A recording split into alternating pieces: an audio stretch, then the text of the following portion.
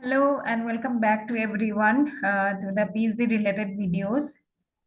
So today's video is about महापुरुष श्रीमंत Shankardev university एक आसाम का स्टेट यूनिवर्सिटी है. सो यहाँ पे आप लोग अप्लाई कर सकते हैं. पीएचडी नोटिफिकेशन निकाला जा चुके हैं बहुत सारे डिसिप्लिन्स का महापुरुष श्रीमंत शंकरदेव विश्वविद्यालय.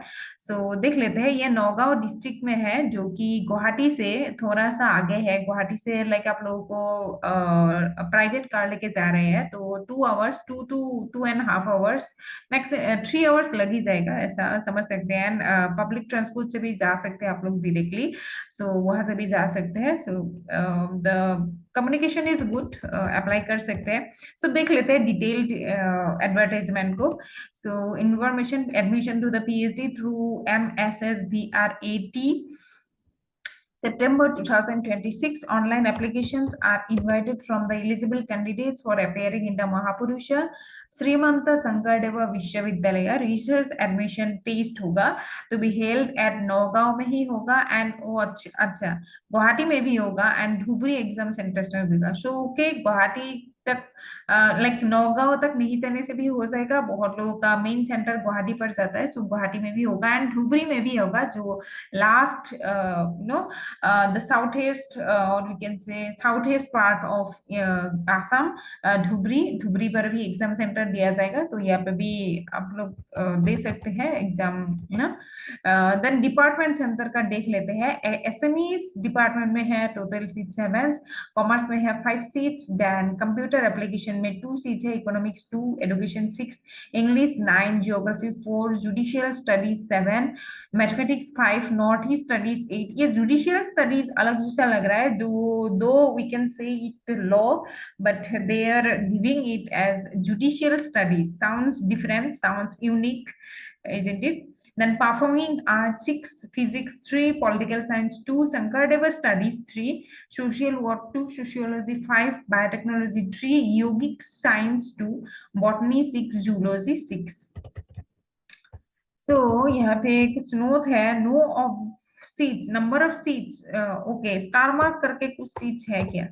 स्टार मार्क करके ओके. सो सभी सीट्स में स्टार मार्क लगा ही हुआ है क्योंकि ऊपर सीट्स में हम लोग देख सकते हैं सीट्स में यहाँ पे स्टार मार्क लगा हुआ है. सो क्या दिया जा सकता है? Number of seats shown are tentative. Okay tentative है ये सीट्स. तो अकॉर्डिंग टू द कैंडिडेट्स ना, अगर अच्छा कैंडिडेट अगर सुपरवाइजर मतलब जो प्रोफेसर या फिर जो भी प्रोफेसर ले रहा है कैंडिडेट उन लोगों को अगर कैंडिडेट अच्छा लगे तो it may increase if they have vacant seats na, and may vary depending on the status at the time of declaration of the result. The university reserves the right not to fill up vacancies. All vacancies वो fill नहीं भी कर सकते हैं. उन लोगों का मर्जी है if suitable candidates are not found. Okay, so अभी देख लेते हैं detailed information about the dates or the exam schedules. Start date of online registration and submission of application form 17 अगस्त से स्टार्ट होगा and last date of submission of filled in application form online last date है 4 सितंबर. ज्यादा दिन नहीं है तो जल्दी जल्दी अप्लाई कर दीजिए. Date of publication of list of applicants for MSSB RAT written exam and exempted applicants declare किया जाएगा 11 सितंबर को. देन रिटन टेस्ट जो होगा रेट एग्जाम होगा. रिसर्च एंट्रेंस टेस्ट जो होगा महापुरुष शंकरदेव विश्वविद्यालय का वो होगा 20 सितंबर को. Then declaration of result of MSSBRAT written का रिजल्ट डिक्लेयर किया जाएगा 30 सितंबर को. एंड शेड्यूल ऑफ MSSBRAT फाइवा भोका का टू बी नोटिफाइड लेटर बाद में दिया जाएगा. तो यूनिवर्सिटी वेबसाइट जरूर विजिट करके रखिए regularly and also the email address you are giving on this during the application time. Now then application submission and fee payment mode देख लेते हैं. ऑनलाइन होगा ओनली, ऑफलाइन नहीं होगा कुछ भी. एप्लीकेशन फी है ₹2000. Payment mode online. यहाँ पे रिजर्वेशन का काम होगा, ज्यादा होगा, जनरल का ये सब नहीं दिया है. 2000 have to pay for everyone I guess. Then eligibility criteria to apply for MSSBRAT, but ये एक स्टेट यूनिवर्सिटी है, I am telling you repeatedly. Candidate seeking admission to the ना एटलीस्ट मास्टर डिग्री में जो भी क्राइटेरिया है सभी universities के सेम ही है, 55% मार्क्स होना मैंडेटरी है, और 1 ईयर और 2 semester master degree after having 4 year graduation करके अगर आ रहे हैं तो 75% मार्क्स होना मैंडेटरी है, और ए 2 ईयर और 4 semester master degree program after having 3 year bachelor with at least 55% marks. Relaxation है 5% for SC ST OBC, but यहाँ पे स्टेट रूल एप्लीकेबल होगा जो कि दिया नहीं है। सो ये जो 5% रिलैक्सेशन है only for I think Assam, Assam candidate, ठीक है, कैंडिडेट जो आसाम से होगा, बट अदर स्टेट से जो लोग अप्लाई कर रहा है उन लोगों के लिए ये रिलैक्सेशन एप्लीकेबल नहीं होगा। जो भी अप्लाई करेगा उसको ईआर में काउंट किया जाएगा। So the candidate who have qualified UGC NET or CSIR NET in the concerned subject may be eligible for exemption from the written examination of MSS VRAT, and their selection shall be based on the interview of Hababuka. These applicants also need to apply through online booth for MSS VRAT 2026 further in compliance with the UGC public notice, okay, written committee NET।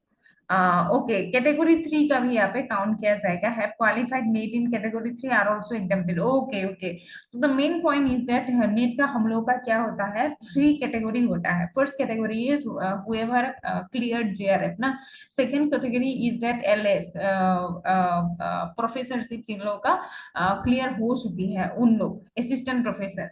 Then third category है admission to PhD only. So तीनों category का कुछ भी एक category में भी आप लोग क्लियर कर चुके हैं तो भी यहाँ पे रिटन एग्जाम में आप लोगों को नहीं बैठना है, ये है main thing.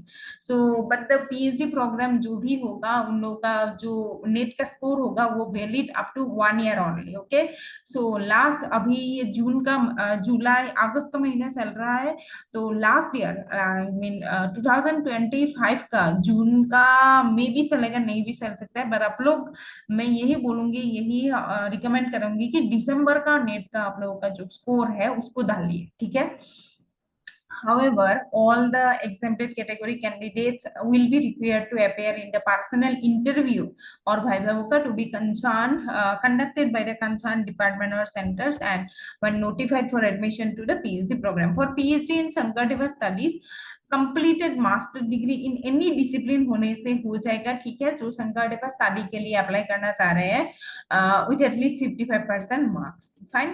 For PhD north east studies जो लोग अप्लाई करना चाह रहे हैं उसमें भी the PhD work under centre for north east studies shall be focused on issues of northeastern region of India which is a multidisciplinary in nature, fine।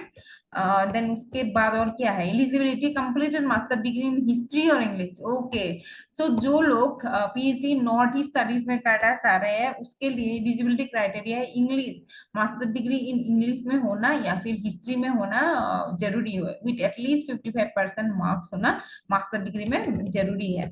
For PhD in biotechnology under department of computational biology and biotechnology completed master degree in molecular biology, biotechnology, informatics, allied biological sciences from any recognized university or institute with at least 55% marks होना जरूरी है।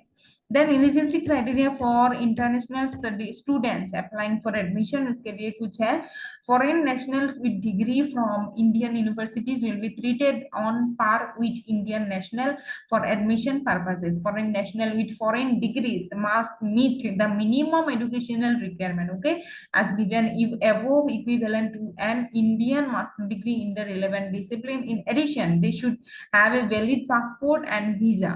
International students are expected to have working knowledge of English knowledge का proficiency होना जरूरी है।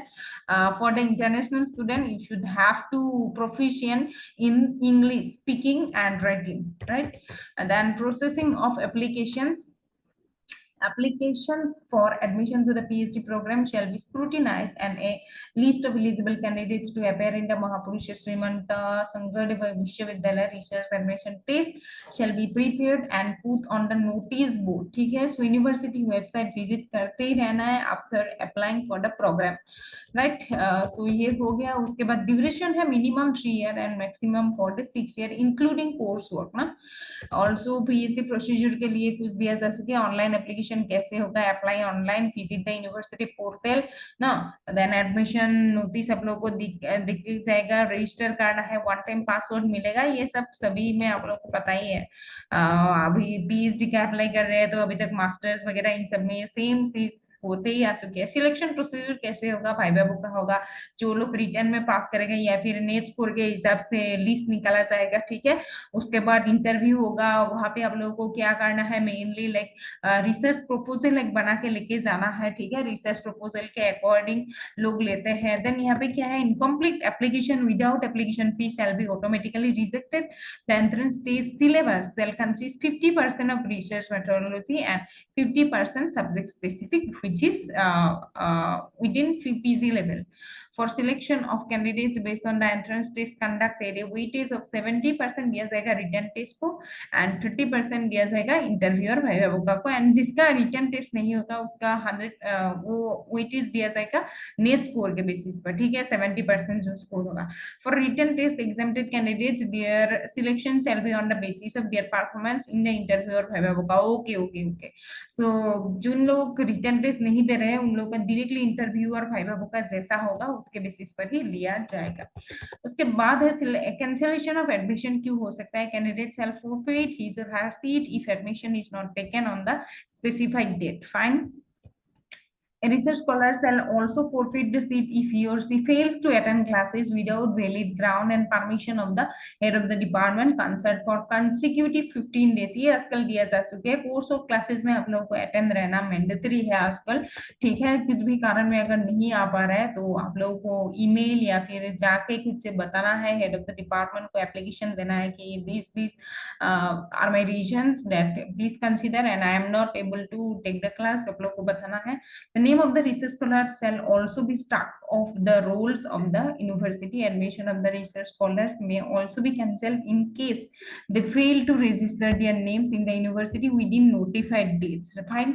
Admission registration of the research scholars may also be cancelled if found to have submitted doctored false documents. ना okay ये सब तो बाद में होगा। अटेंडेंस 75%, ये सब तो एडमिशन होने के बाद में होगा। Important note, admission will be strictly on merit basis, government rules follow होगा क्योंकि ये स्टेट गवर्नमेंट यूनिवर्सिटी है। सब कॉपीज आप लोगों को देना है फॉर्म फिलअप करने के टाइम, एनओसी देना है। अगर आप लोग गवर्नमेंट जॉब कर रहे हैं या फिर प्राइवेट सेक्टर में भी कर रहे हैं तो भी एनओसी देना कंपल्सरी है, यहाँ पे लिखा हुआ है। नंबर 5 पॉइंट देख लीजिएगा, जो भी प्राइवेट में कर रहे हैं। Applicants are advised not to give any false information, okay. False information नहीं देना है आप लोगों को। फाइन। एंड देन उसके बाद फीस स्ट्रक्चर के बारे में दिया जा चुका है, थोड़ा सा आप लोग देख सकते हैं। टोटल 50,000 होगा फर्स्ट सेमिस्टर फी, सेकेंड सेमिस्टर भी around same, okay. So this will be that and it is how the application process will be going on in Shankardeva Sri Mahapurush Srimanta Shankardeva Vishwavidyalaya, which is in Nagaon in Assam's district, okay. Not too far from Guwahati, only I think 3 hour. It is a state university. So thank you for watching today's video and bye bye.